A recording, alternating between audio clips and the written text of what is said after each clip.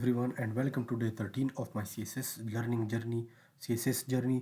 इस वीडियो में मैं आप लोगों के साथ आज शेयर करूंगा इंग्लिश प्रेसी एंड कंपोजिशन. आज का ये हमारा एक टॉपिक है. टॉपिक नहीं, ये एक सब्जेक्ट है CSS में. इसको कंपलसरी सब्जेक्ट है. इसको पास करने के लिए आपको 40 मार्क्स चाहिए और 40 से कम हो तो आप फेल कंसिडर किए जाएंगे, 40 से ऊपर हो तो आप पास होंगे. तो चलिए शुरू करते इंग्लिश प्रेसी एंड कंपोजिशन को. देखिए, इंग्लिश प्रेसी एंड कंपोजिशन वो पेपर है, इसमें ग्रामर होता है, इसमें पेयर ऑफ वर्ड्स होते हैं, सेंटेंसेस बनाने होते हैं, ट्रांसलेशन होती है. बेसिकली ये वो इंग्लिश ए अलग पेपर था, इंग्लिश बी, तो ये कंसिडर करें कि इंग्लिश बी का पेपर है. ये आपने वो देना होता है. ये पेपर बेसिकली ऐसे की तरह होता है जिसको आपने प्रैक्टिस करना होता है. क्लैरिटी आपकी ज़रूरी होती है, तो आपने इसको प्रैक्टिस करना होता है. प्रैक्टिस के ज़रिए आप इसको हल कर सकते हैं. वो कैसे होगा आगे चल के मैं आपको वो भी समझाऊंगा. तो प्रेसी के पेपर में होता ये है कि इसमें पहले प्रेसी राइटिंग होती है. प्रेसी राइटिंग क्या होती है, वो उसमें फ़र्ज़ करें आपको एक टॉपिक दिया होता है. वो टॉपिक 3 पैराग्राफ्स पे मुश्तमिल है. तो उसमें कुछ ऐसे वर्ड्स होते हैं, यानी लंबे चौड़े वर्ड्स होते हैं. फ़र्ज़ करें क्राफ्ट्समैन्स, लेबर्स और वगैरह, इन सारे वर्ड्स को आपने एक वर्ड में डिफाइन करना है. आर्टिस्ट लिखना है तो उस पैराग्राफ को जर्नली आपने वो 3 पैराग्राफ्स का टॉपिक आपने एक पैराग्राफ में एक्सप्लेन करना है. वही पैराग्राफ, खुद से कुछ नहीं लिखना है, वही पैराग्राफ आपने छोटा करना है, 1/3 पे लाना है. खुद से कुछ एग्जाम्पल्स या ऐसी चीज़ नहीं ऐड करनी. सिर्फ जो मुश्किल वर्ड्स है उसमें जो एक वर्ड 3 वर्ड्स का एक ही कैटेगरी को डिफाइन करते हैं, वो आपने एक कैटेगरी पे लाना है. तो ये हो गया प्रेसी हमारा. इसमें अच्छा, इसमें आपने टाइटल भी देना है कि ये किसके मुतालिक है.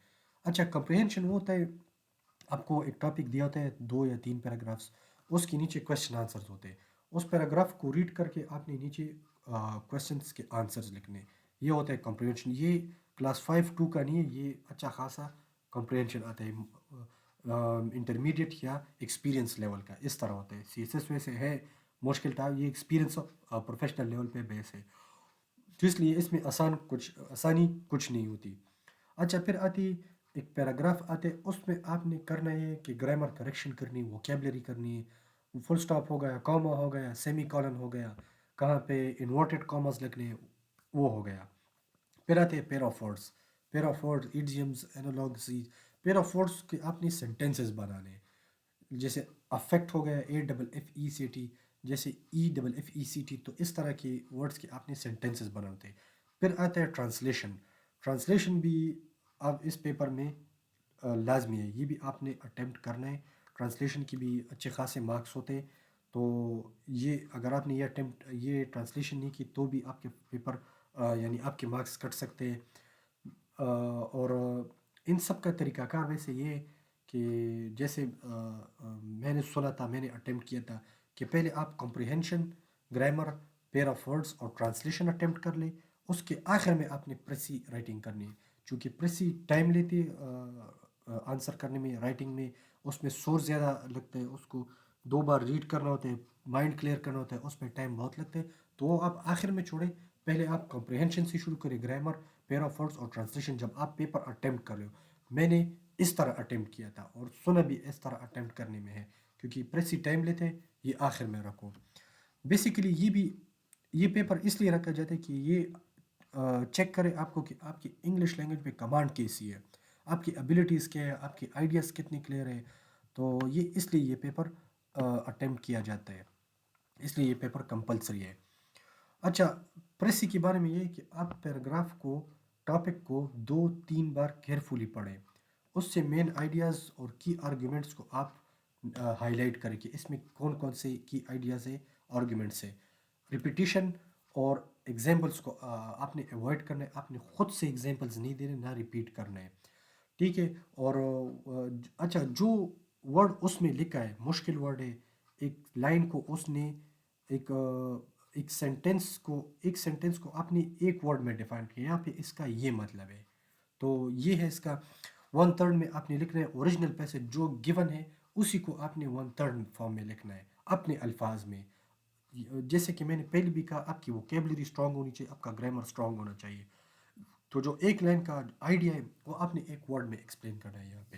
یہ بیسیکلی اس طرح ہے.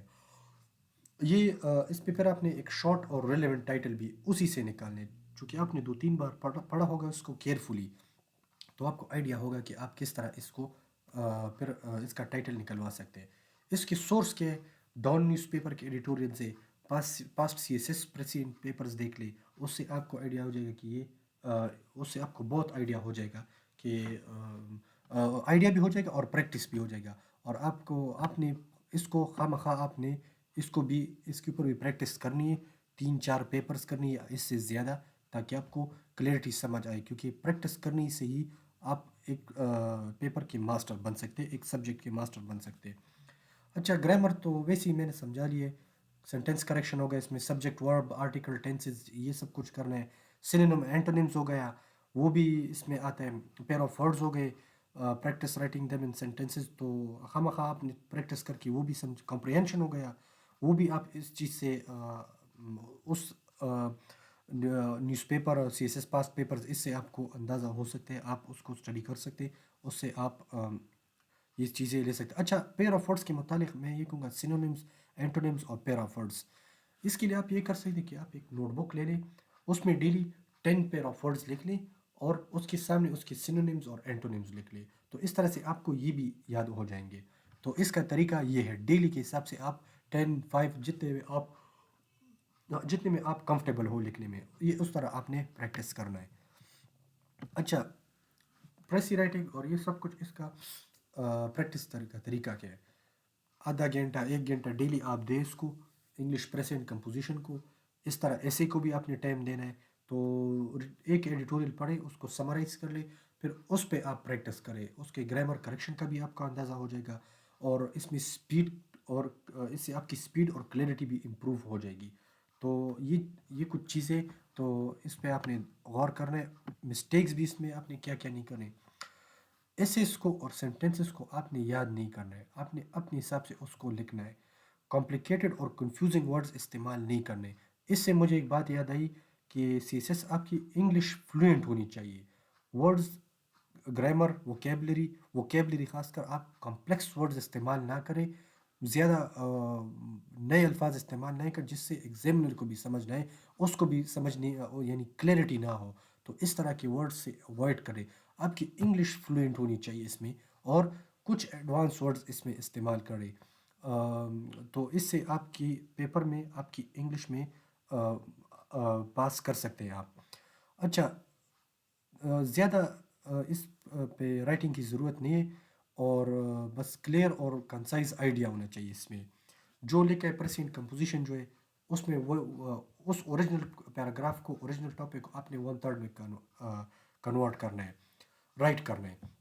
کمپریہنشن ہو گیا، تو کوشچنس کے جو آنسر ہے وہ آپ اوپر پیراگراف سے لے کے نیچے لکھیں گے. اور سینٹینسز، گرامرز، وہ سارا اسی میں ہی کرنا ہے آپ نے. بس آپ نے سمپل رکھنا ہے، اسٹرکچر فالو کرنا ہے اور کریکٹنیس رکھنی ہے، اور خاص کر پریزنٹیشن جو کہ بہت مسٹ ہے. تو یہ اپنی ایک ہیبٹ بنا لیں کہ آپ ڈیلی کنسسٹنٹلی انگلش ایسے اور پریسی اینڈ کمپوزیشن دونوں پہ آپ پریکٹس کریں گے. اسی طرح آپ کی انگلش سکلز، فلوئنسی، آپ کو کلیئرٹی آف آئیڈیاز ہوگی، آپ کو پیر آف ورڈس، اینٹونیمز، سینونیمز اور مختلف چیزوں سے آپ کو اندازہ ہوگا، اور آپ اس سے بہت کچھ سیکھ سکیں گے. آپ کی سپیڈ بھی اچھی ہو جائے گی، آپ کو کلیئرٹی بھی ہوگا، اور اس طرح پریکٹس کرنے سے ہی انسان بہتر ہوتا ہے. تو امید کرتا ہوں کہ آپ کو آج کی ویڈیو پسند آئی ہوگی. اگلی ویڈیو میں ایک نئے ٹاپک کے ساتھ حاضر ہوں گے. تب تک کے لیے آپ میرے چینل کو سبسکرائب کیجیے، لائک کیجیے، اور نوٹیفیکیشن آئیکن کو، بیل آئیکن کو آن رکھیے، تاکہ آپ کو ٹائملی میری اپڈیٹس ملتی رہے. تب تک کے لیے اللہ حافظ.